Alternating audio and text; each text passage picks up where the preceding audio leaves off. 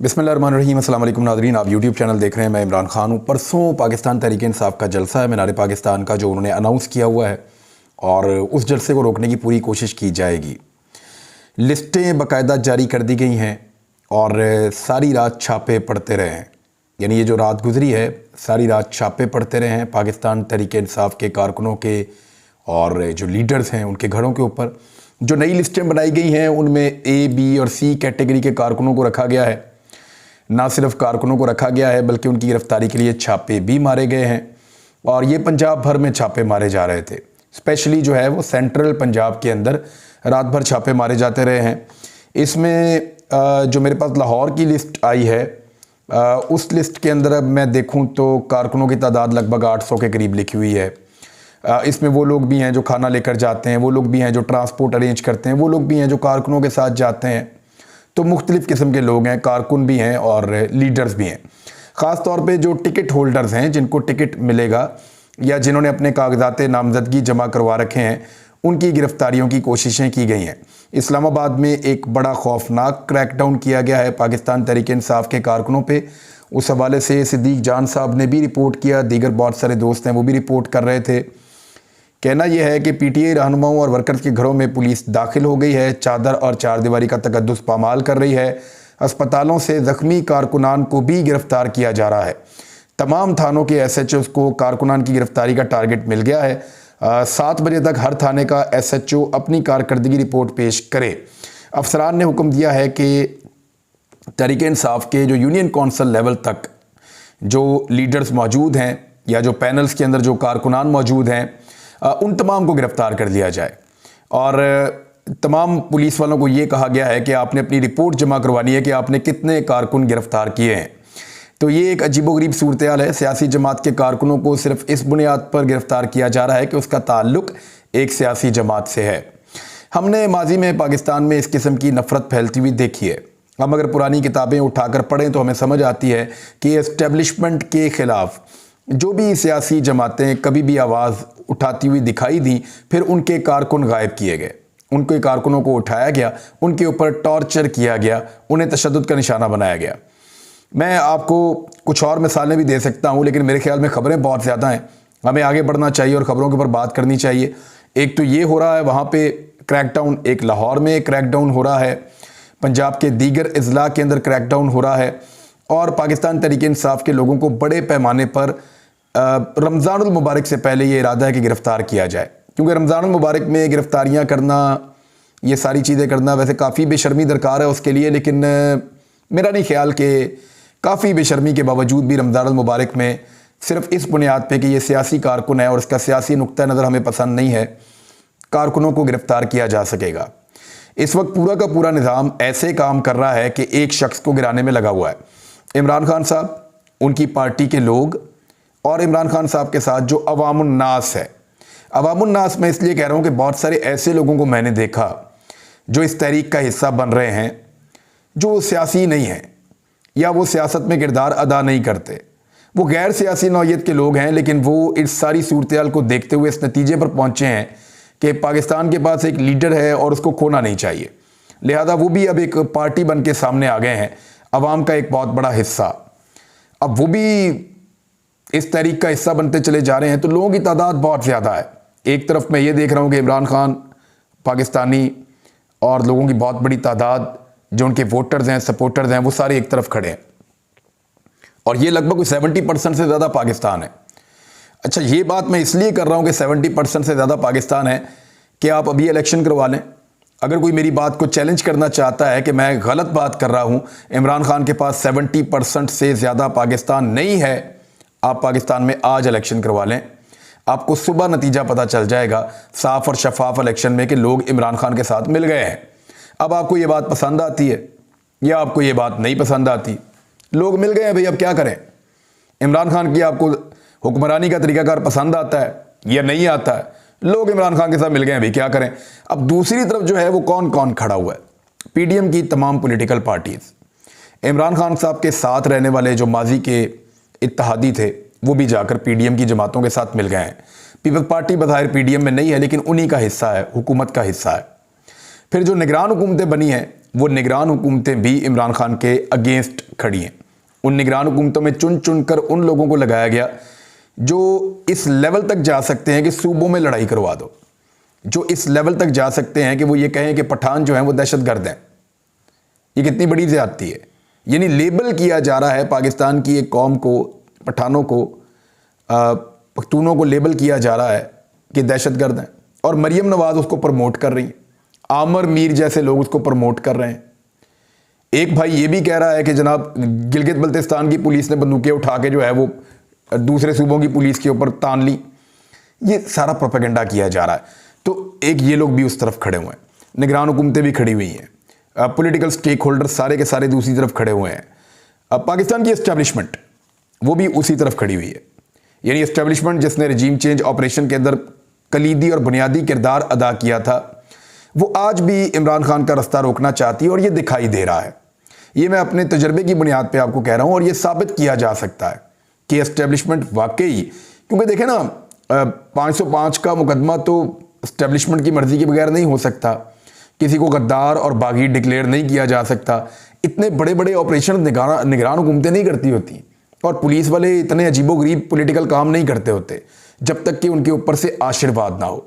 तो आशीर्वाद तो है फिर एस्टेब्लिशमेंट का, वो दिखाई दे रहा है, अंधे को भी नजर आ रहा है। पाकिस्तान का मीडिया, पाकिस्तान का जो रवायती मीडिया है वो इश्तिहारों से पलने वाला मीडिया है। सरकारी इश्तिहार उनको बहुत कीमती लगते हैं। इसके साथ साथ जो अखबारात हैं उनको भी सरकारी इश्तिहारात मिलते हैं। तो वो सारा का सारा मीडिया भी इमरान खान के खिलाफ एक पार्टी बना हुआ है। तो इस तरह ये सारे जत्थे एक तरफ खड़े हैं और दूसरी तरफ इमरान खान और पाकिस्तान की पब्लिक खड़ी है। अब इलेक्शन से भागना है किसी भी तरह, क्योंकि इलेक्शन करवाया है तो पब्लिक की बहुत बड़ी तादाद इमरान खान को वोट देगी। इमरान खान साहब को कोई भी जलसा और रैली करने से रोकने की कोशिश की जा रही है। अगर इमरान खान साहब लाहौर में जलसा करते हैं मीनार पाकिस्तान में, तो इतनी बड़ी तादाद में लोगों के निकल आने का अंदेशा है कि इमरान खान साहब अपने तमाम जलसों के रिकॉर्ड तोड़ सकते हैं। तो उस जलसे से खौफजदा होकर जो पूरा का पूरा निज़ाम है एक जलसे को नाकाम बनाने की कोशिश कर रहा है, लेकिन जितनी वो कोशिश करेंगे वो जलसा उतना ही कामयाब होता चला जाएगा। क्योंकि जेलों में जगह ख़त्म हो जाएगी, थानों में जगह ख़त्म हो जाएगी। जलसे के अंदर तो लाखों लोग आते हैं, तो लाखों लोगों को तो गिरफ्तार नहीं किया जा सकता। हाँ, सिर्फ उन लोगों को गिरफ्तार करने की कोशिश की जाएगी जो जलसे के मुंतज़मीन हो या जलसे के इंतज़ामात वगैरह संभालें। ये कोशिश ज़रूर की जाएगी। मेरी इतला के मुताबिक शाह महमूद कुरैशी को गिरफ्तार करने की कोशिश की जाएगी, यास्मीन राशिद साहिबा को भी, हमाद अजहर को भी, दीगर लोगों को, क्योंकि लाहौर के अंदर जलसा है, मियाँ असलम इकबाल को गिरफ्तार करने की कोशिश की जाएगी, और जो सेकंड और थर्ड टियर की जो लीडरशिप है उन सबको भी गिरफ्तार करने की लाहौर में कोशिश की जाएगी ताकि जलसा नाकाम किया जाए। लेकिन पाकिस्तान तहरीक इंसाफ के जलसे में आप तहरीक इंसाफ के किसी भी लीडर से पूछ लें, अलीम खान ने तहरीक इंसाफ को छोड़ा, उनसे पूछ लें, जहांगीर तरीन आज तहरीक इंसाफ में नहीं है, उनसे पूछ लें। ये लोग अपने मुंह से खुद कहते रहे कि हम तो सिर्फ सेटअप लगाते थे, लोग खुद ही आ जाते हैं। हमें कभी भी लोगों को बसों वैगनों में भर के लाना ही नहीं पड़ा, हमें कभी भी कॉल्स कर करके लोगों को बुलाना ही नहीं पड़ा, हमें कभी भी पटवारियों की और सरकारी मुलाजमीन की ज़रूरत ही नहीं पड़ी। पाकिस्तान तहरीक इंसाफ का वर्कर खुद आता है। अब जो इस वक्त सूरत हाल है इसमें तो लोग और ज़्यादा और बड़ी तादाद में आएंगे इमरान खान के बुध वाले जलसे में। अब उस जलसे को रोकने के लिए हुकूमत अपनी पूरी फस्तायत और तमाम हथकंडे इस्तेमाल करेगी। उसकी वजह यह है कि नवाज शरीफ और मरियम नवाज का साथ ही साथ आप समझ लें कि शहबाज शरीफ का भी मुंह चढ़ाता है मीनार पाकिस्तान। वो इसलिए, ये तो मुझे लगता है गुजरते हुए मीनार पाकिस्तान की तरफ देखते भी नहीं होंगे, क्योंकि इनको चैलेंज है पिछले 12 साल से पाकिस्तान की मीडिया का कि आप यहाँ पे एक जलसा करके दिखाएं। पूरी कोशिश के बावजूद आज तक ये जमात मीनार पाकिस्तान में जलसा नहीं कर पाई। इन्होंने मीनार पाकिस्तान का नक्शा ही बदल दिया उस एरिया का, ताकि ये इतना बड़ा हम कर दें कि यहाँ पे जलसा हो ही ना सके किसी का भी। इमरान खान ने फिर भर दिया, 5 मरतबा वो मीनार पाकिस्तान भर चुके हैं, 6ठा जलसा वो करने जा रहे हैं। अब उनको रोकने की पूरी कोशिश की जा रही है कि कुछ भी करके रोका जाए। इमरान खान साहब के ऊपर जो हमला हुआ उनके घर पे, उसकी भी एक FIR दर्ज करने की दरख्वास्त जमा करवा दी गई है, और उसमें मरियम नवाज और राना सनाउल्लाह भी हैं। वैसे उसके अंदर जो IG पंजाब है उनका नाम भी है, CCPO लाहौर का नाम भी है, SP CIA का नाम भी है, सबका नाम है। और डिटेल में नीचे तक SHOs तक जिन जिन लोगों ने इस ऑपरेशन में हिस्सा लिया, जिन जिन लोगों ने इमरान खान के घर के अंदर ज़बरदस्ती दाखिल होने की कोशिश की, अंदर दाखिल हुए, जिन्होंने मार कुटाई की और सामान उठाकर ले गए, जिन्होंने बार तोड़ फोड़ की, वो सारी चीज़ें इस दरख्वास्त के अंदर लिखी हुई हैं। जो सामान गायब किया गया है उसकी तफसीलात भी एक सफ़े पे लिखी गई हैं। जो असलहा गायब किया गया है, कुछ असलहा जो है लाइसेंस वाला वो मौजूद था, उसकी भी तफसीलात एक सफ़े के ऊपर लिखी गई हैं।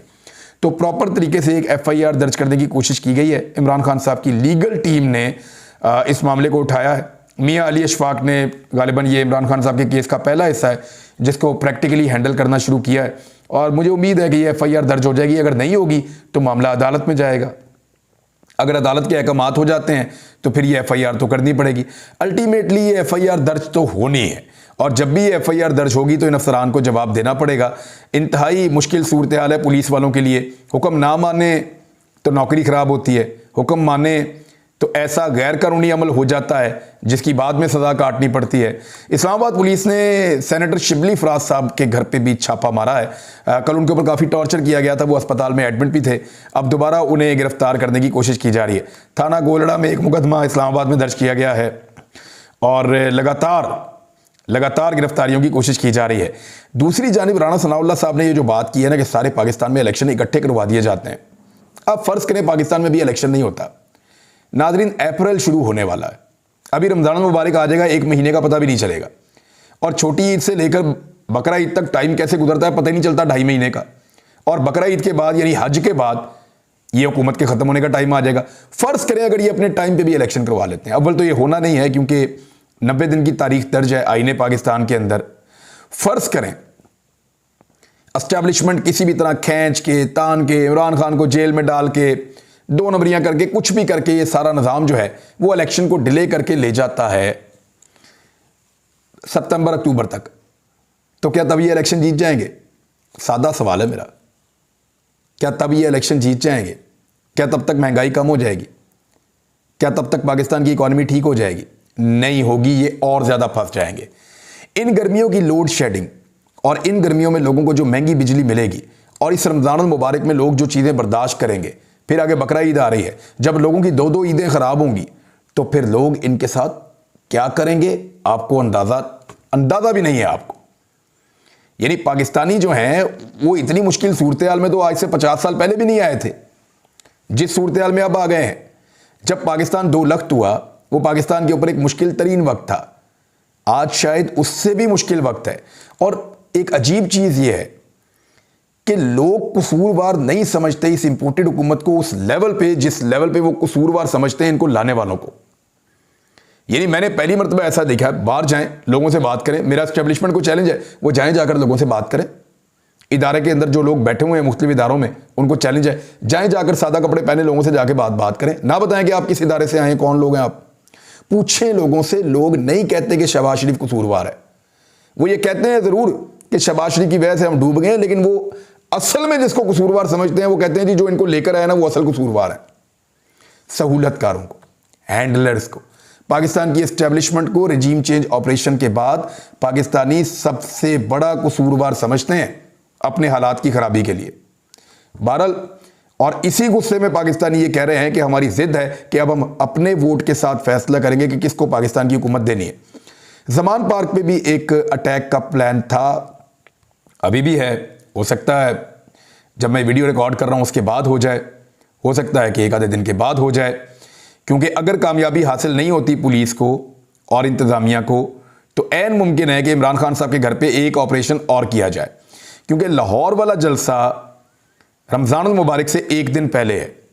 और अगर लाहौर वाला जलसा हो गया और वो मनाजर पूरे पाकिस्तान में चले गए तो पूरे रमज़ान मुबारक का जो कंपेन का काम है वो इस एक जलसे के अंदर हो जाएगा, क्योंकि लाहौर जो है वो पंजाब का, पाकिस्तान का दिल है और इलेक्शन जो है वो पंजाब में होने जा रहा है।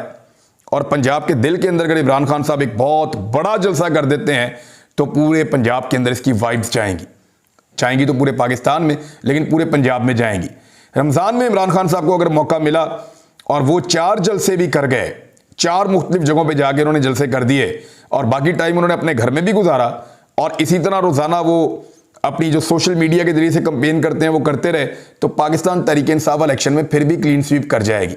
और ये बात मरियम नवाज़ को, उनके वालिद को और उनके सारी फैमिली को पता है। अब एक नया आसरा दिया गया है कि पाकिस्तान में इकट्ठा ही इलेक्शन करवा लिया जाता है। आए पाकिस्तान में एक साथ इलेक्शन करवा लेते हैं। तो उस पर पीटीआई ने कहा कि ठीक है, हम फिर आइन में तरमीम करने के लिए तैयार हैं अगर आपने इकट्ठा इलेक्शन करवाना है पाकिस्तान में। अब वो आइन में तरमीम इस तरह कि असम्बलियाँ जो पहले तहलील हो गई हैं उनके 7 दिन गिने जाएँ। अब बजाय इसके कि अब कौमी असम्बली तहलील करके कहें जी 90 दिन आज से शुरू हो गए, अब हमने 90 दिन के बाद ही इलेक्शन करवाना है, नहीं, आप आइन के अंदर एक तरमीम कर लें कि ये सिचुएशन बन गई है, इस सिचुएशन में इस इलेक्शन को हम जो पहले वाली असम्बलियाँ तहलील हुई हैं और उसके बीच में मैनेज करके हम मई में करवा लेंगे। अप्रैल में नहीं होगा, मई में हो जाएगा, मई में नहीं होगा तो जून में हो जाएगा, लेकिन फिर ये हुकूमत ख़त्म करनी पड़ेगी और बजट जो है वो निगरान हुकूमत देगी या नई आने वाली हुकूमत जो है वो दोबारा से एक नया बजट देगी। बहरहाल खैबर पख्तूनख्वा के अंदर अभी तक तारीख के मामले के ऊपर कोई बातचीत आगे नहीं बढ़ी। स्पीकर ने, जो वहाँ के स्पीकर हैं, क्योंकि स्पीकर याद रखिएगा असम्बली तहलील होने के बावजूद जब तक नई असम्बली नहीं आ जाती तब तक जो स्पीकर होता है असम्बली का वो स्पीकर ही रहता है, उसके पास स्पीकर का ओहदा मौजूद रहता है। तो मुश्ताक गनी वहाँ के स्पीकर हैं, उन्होंने कहा कि इलेक्शन कमीशन को उन्होंने कहा खत लिख दिया है और वो ये कह रहे हैं कि हम सुप्रीम कोर्ट ऑफ पाकिस्तान जाएंगे और वहाँ पर रिट दायर करेंगे कि उनके फैसले के मुताबिक जो खैबर पख्तूनख्वा के गवर्नर और इलेक्शन कमीशन जो हैं वो अभी तक इंतखाबात की तारीख नहीं दे रहे। लगभग 2 महीने हो गए हैं असम्बली तहलील हुए हुए। पाकिस्तान के मीडिया के लिए मैं दोबारा एक गुजारिश करना चाहता हूँ और गुजारिश ये है कि फिटे मुँह 55 रुपये किलो वाला जो आटा था जिसको आप ये कहते थे कि ये बहुत महंगा है, वो अब 155 रुपये का मिल रहा है।